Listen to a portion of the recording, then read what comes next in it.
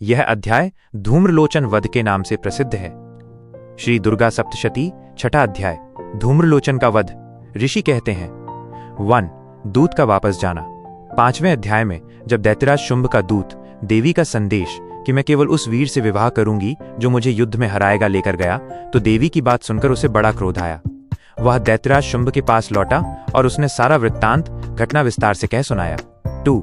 शुंभ का क्रोध और आदेश। दूत के उन वचनों को सुनकर दैत्यराज शुंभ अत्यंत क्रोधित हो उठा। क्रोध से उसके होंठ फड़कने लगे। उसने दैत्य सेनापति धूम्रलोचन को आज्ञा दी, हे धूम्रलोचन, तुम अपनी सेना सहित शीघ्र वहां जाओ और उस दुष्टा देवी को केशों से पकड़कर घसीटते हुए बलपूर्वक यहाँ ले आओ। यदि कोई उसे बचाने आए तो वो चाहे देवता हो, यक्ष हो या गंधर्व, उसे भी मार डालना। 3. धूम्रलोचन का प्रस्थान। शुंभ की आज्ञा पाकर सेनापति धूम्रलोचन 60,000 दैत्यों की विशाल सेना लेकर तुरंत चल पड़ा। 4. देवी को चुनौती। शीघ्र ही वहां पहुंचकर उसने हिमालय पर विराजमान देवी को देखा और ऊंची आवाज में ललकार कर कहा, अरे तू शुंभ निशुंभ के पास चल।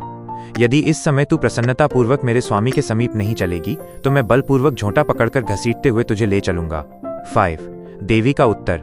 देवी ने शांत भाव से उत्तर दिया, तुम्हें दैत्यों के राजा ने भेजा है। तुम स्वयं भी बलवान हो और तुम्हारे साथ इतनी विशाल सेना है।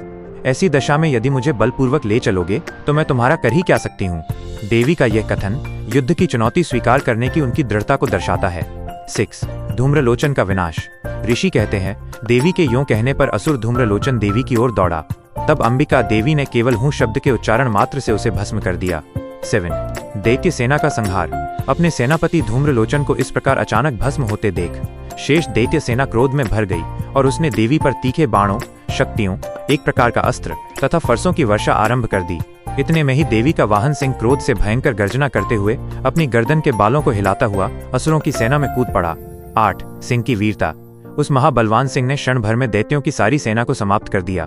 वो अपनी दाढ़ों और पंजों से दैत्यों को फाड़ रहा था, उनके रक्त का पान कर रहा था और थप्पड़ मारकर कितनों के सिर धड़ से अलग कर रहा था। 9. शुंभ को सूचना। शुंभ ने जब ये सुना कि देवी ने धूम्रलोचन को मार डाला है और उसके सिंह ने सारी सेना का संहार कर डाला है, तब उसके क्रोध का पारा और भी बढ़ गया। क्रोध के मारे उसके होंठ फड़कने लगे।